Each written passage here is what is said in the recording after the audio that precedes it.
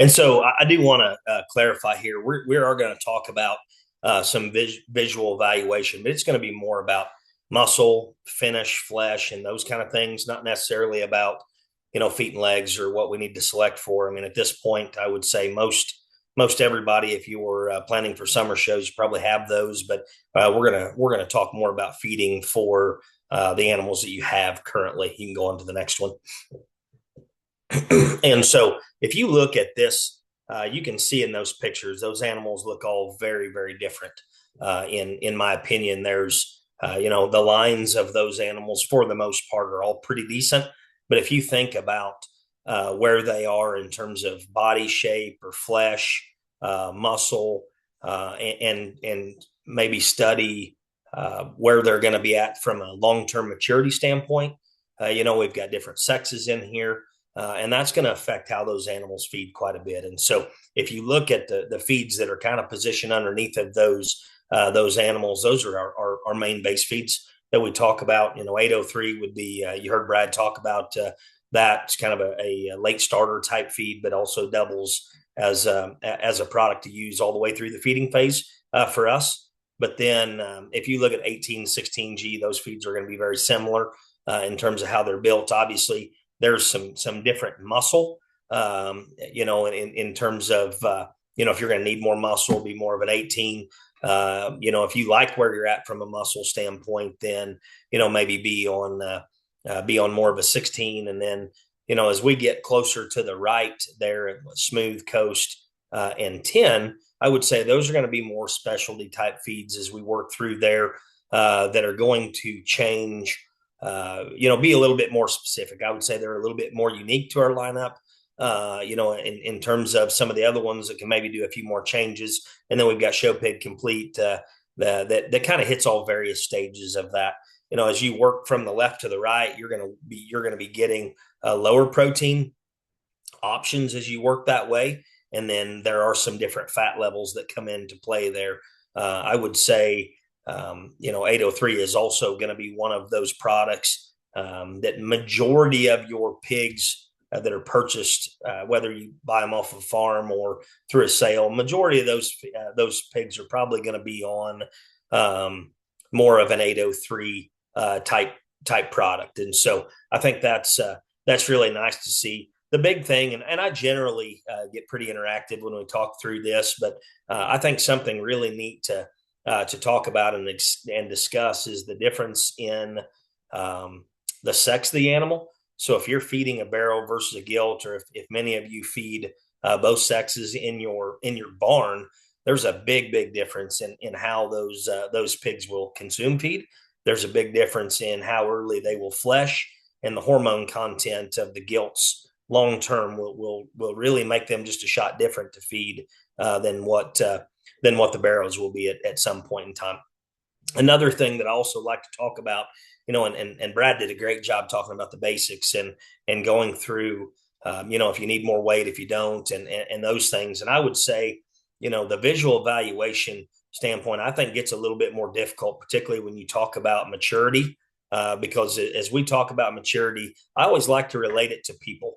Every one of us, if we're talking, if there's adults on here, and there was a point in time where when we're all young, I mean, we can basically run around and eat about anything, and we just continue to grow and get taller and maybe put on more lean muscle mass, because that's what a young body is meant to do. And then when you hit physiological maturity, as I call that, maybe the college years, that's when you start to put on a little bit more adipose, and those extra calories or that extra energy is not necessarily going to lean muscle mass and those kind of things. And so I think that is always something very valuable to talk about, because maturity, to a certain point when those animals are young, you can about feed them anything to a certain point, and they're still going to be trying to put down lean muscle mass. But once you hit that physiological maturity, everything that you've done prior to that point can affect maybe where they're going to be at from a long-term appearance perspective. And so I think that's always something really important to talk about. And then we haven't even discussed here, but you talk about breed differences in there too, and the different breeds in there.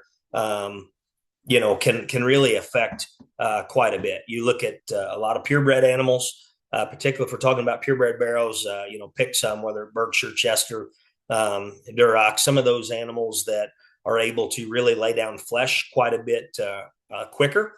You might have to be a little more cautious on those animals about using products that are going to offer more fat. You might want to be continuing to develop muscle and more lean mass while you can, and then those barrels generally will turn into a couch potato and eat about anything that you'll get, and they'll lay down flesh when you need them to towards the end. And that physiological maturity in most pigs' lifespan comes at about 150 to 160, 70 pounds. And so, I would say that brings up a really valid point where Brad talks about, not really preferring to jackpot much, but really trying to focus on the end game. He's not one to do a whole lot prior to that physiological maturity to cause any long-term issues from a composition standpoint. And so I think those are some things to really think about as you go through not only whether your pig needs more flesh or doesn't, but also maybe where they're at.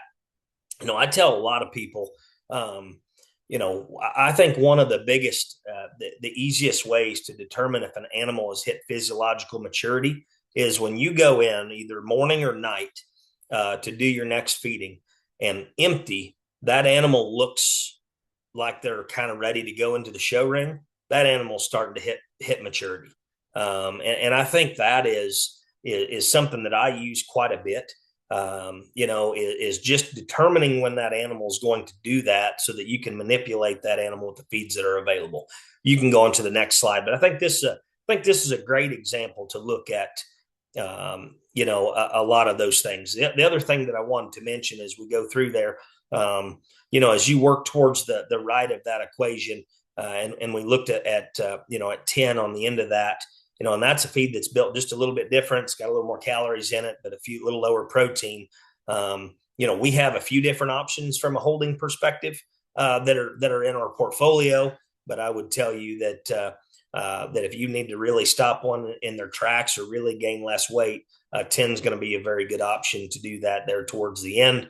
Obviously, if that animal has muscle and has shape, that's something that we can do that with. If you have one that you need to hold that maybe has more muscle or is a little lighter, and from a muscle perspective, there's some other products that we're going to work through here in a little bit to be able to do that. You can go on to the next one or answer that question.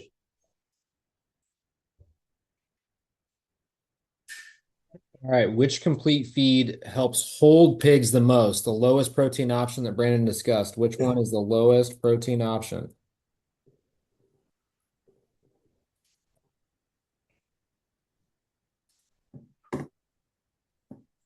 I don't know who answered 10, but that's the winner. And you are going to get a set of those cornhole boards. Keeps trying to scroll up.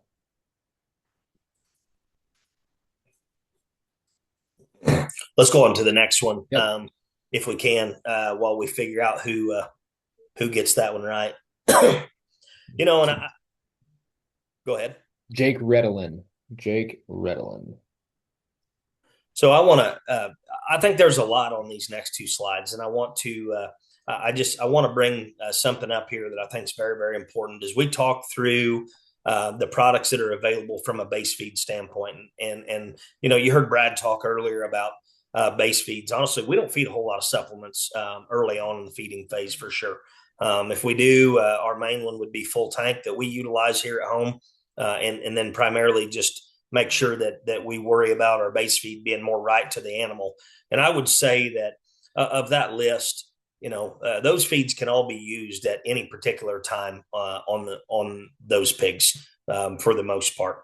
I would say when we get lower, like around 50 pounds, about the only feed that I would be a little cautious maybe starting that little would be 10, just based on just based on how that product is built, unless you really need to stop one in their tracks. I just, we're going to be probably pulling a little bit from those. At 50 pounds, I wouldn't feel as comfortable using 10, but the rest of them, if you look at 803 all the way through other products, you can use all of those at any particular face. I mean, we've had pigs at the very end that have been on anything from 803 to 10, in different specific feeds. And so the biggest thing is studying where you are from a muscle standpoint. I mean, we have pigs right now that we have on a percentage of 803 just to make sure that we'll have enough muscle when we need to. We don't have to play as much catch up at the end.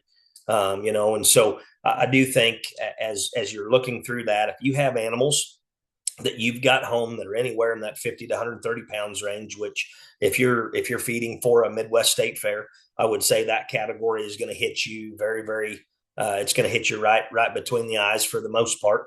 And I would tell you that, if you're on anything from an 803 or a combination of 803, 1816, smooth coast, you're probably okay, just depending on where you're at from a muscle perspective. And so if you need more muscle, as we had in that graph earlier, using an 803 or 18G it is going to be better. And if you're very good with your muscle, or if you're feeding a gilt that looks like she's going to be a little harder to get fat towards the end, then you might want to be getting your protein down, maybe more of a smooth or a coast type option, depending on where you are, from that standpoint. If you're getting closer to that, starting to hit maturity, you're very, very okay with, with being in a coast or a lower type protein option from that perspective. And I would say at that range, we're talking, 50-pound pigs. Most of those pigs are probably going to need to eat about a pound and a half a day, roughly. Would probably tap them out. You may find some of those pigs are going to want to eat more than that, but generally speaking, a pound and a half is going to keep them pretty happy. And as you get pigs up closer to 130, they're going to be wanting to eat closer to, 3 to 3.5 pounds of feed a day. And so, that should encompass quite a bit of that. As we talked earlier, as you go heavier in terms of weight, there's no reason that we can't be utilizing all of those same feeds throughout there. But you may be getting into pigs that are, like 100, 100 to, 150 to 200 pounds. And, you may be working on some pigs that still need muscle, and you're again, very okay using 803, and allowing 803, 18G and those things to still guide you. What if you need to add fat on those animals? I mean, we can bring in products like Sumo to do that. If we need to still increase more shape, then we can utilize products like Final Control, if they don't need any more fat. And so that's a time frame there. If you look at that 130 to 200 pound range, that's where we're really going to be right in the midst of those animals starting to kind of hit physiological maturity. And that we can start to determine quite a bit, like, man, is this pig been really laying down fat? Is it a breed-based barrow that, is really starting to mature? We come in that morning or that night and man, he looks like he could go to the show and I haven't even done chores yet. Those are animals that if they're 130 pounds and they're looking like they're a 280 pound finished market hog, we might want to be thinking about our long-term trajectory of where their fat and composition may look long-term. If they have good muscle, 16 works great. I think that's a great feed for animals that don't really need to change. If you're utilizing a 16, if they're on 16, or if you need more fat, and their muscle's good, you can go to smooth. If you need to, you can add Sumo to 16. It's a great option there. And if they don't need fat, again, to Brad's point earlier, and they don't need to gain more weight, you can still feed a little less 16 and bring in some products that will help keep them full, like maybe some Smorfil or full tank or products like that.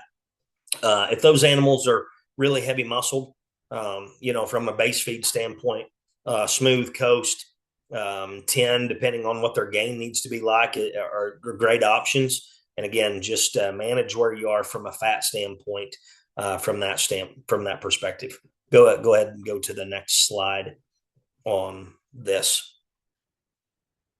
Another one, again, I would say if anybody hasn't taken the point away that most all feeds can work on different animals just based on what their muscle, fat, and composition looks like, I hope you do, because there is no set weight of an animal that will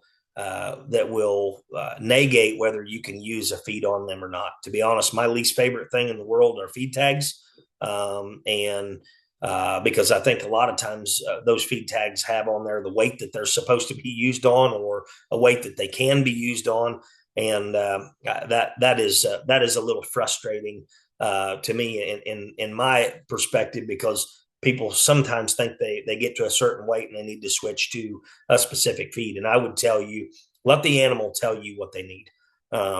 While keeping those basics in mind that Brad talked about earlier, I think it's very, very valuable to do so. So again, if you're still in that 200 plus range, and we're talking about products or animals that still need more muscle, don't be afraid of 18 and 803 still in that category. And if they need fat, bringing in products like Sumo and stuff works very, very well there. If they don't need fat, again, Final Control is another product. If you need shape, if you need muscle, we can utilize Final Control to help boost up our base feed. It is a complete feed, but it's fortified just a little bit different in terms of amino acids and protein from that perspective. And so it will feed hotter from a muscle standpoint than any of the other feeds will, pound for pound. But it does come with a lower fat. And so it's another great option to utilize in there. Again, there's nothing that says if your animal is very good there from a muscle standpoint that 16G is not a bad thing. I mean, we've had pigs on 18G or 16G, for 90% of their life before, until we add in some supplements at the end. And so I want that to really be a takeaway, that not all of those animals need to navigate through 17 different feeds throughout their category. If they're doing the right things and you're going to hit the right targets, I think that's a great thing to be able to stay where you need to be.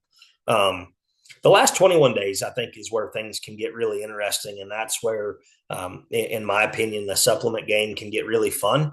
I think using some of those products like Full Tank and Sumo and Stuffed and some Smore Fill prior to that is entertaining, just to manage long-term maturity and composition. But when you get to the last 21 days and maybe the last 30, even at that range, I mean, you're talking about how do we maximize this animal? And so how do we take the base feed and the animal that we have and make them as good as we can?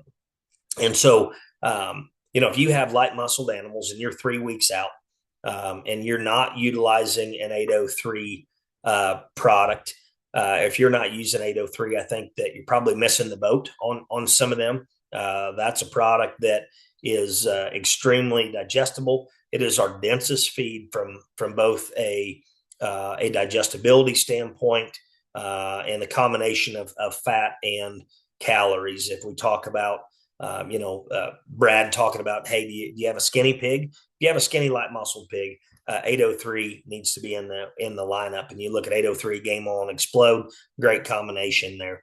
If your animal needs still more muscle and doesn't need fat, and 18G is a good option to be on there. Final Control and Explode, good options there. You look at 16. If you look at this, Game On is a great product there at the last point there to get the right kind of bloom and muscle and spread and bulk in those animals. And obviously utilizing Explode works very well there too. But you can see kind of a theme that, basically if you need muscle, just as Brad talked earlier, use more protein. If you need more fat, use more fat. And those tags will be very true from that perspective.